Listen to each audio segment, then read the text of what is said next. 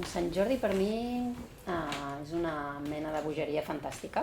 Evidentment, hi ha un abans i un després de publicar llibres, no? De petita a mi Sant Jordi era, diria que el dia de l'any que més esperava. Sí. Sant Jordi i Nadal, sí. I ara continua sent un dia que m'encanta, el que passa que, clar, ha canviat molt la pel·lícula, no?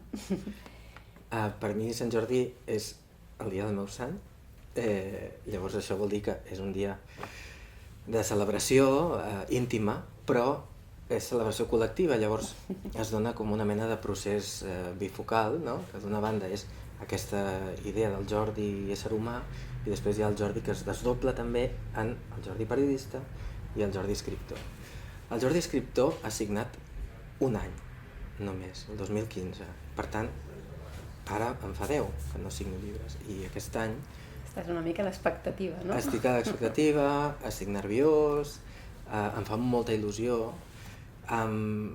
perquè esclar, també és un moment d'intercanvi d'impressions amb els lectors.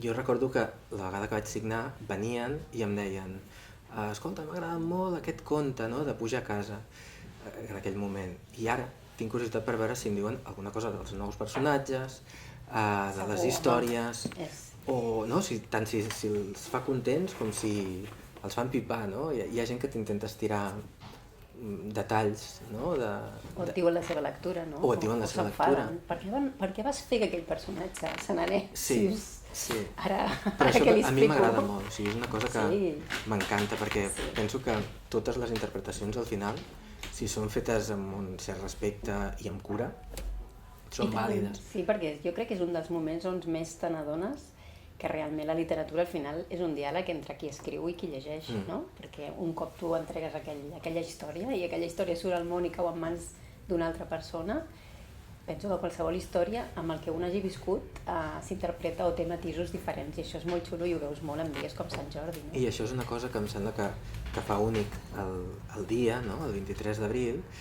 i que els que ens dediquem no només al periodisme, sinó a difuminar, no?, o a divulgar històries, no?, ens adonem d'aquesta importància, no?, del vincle.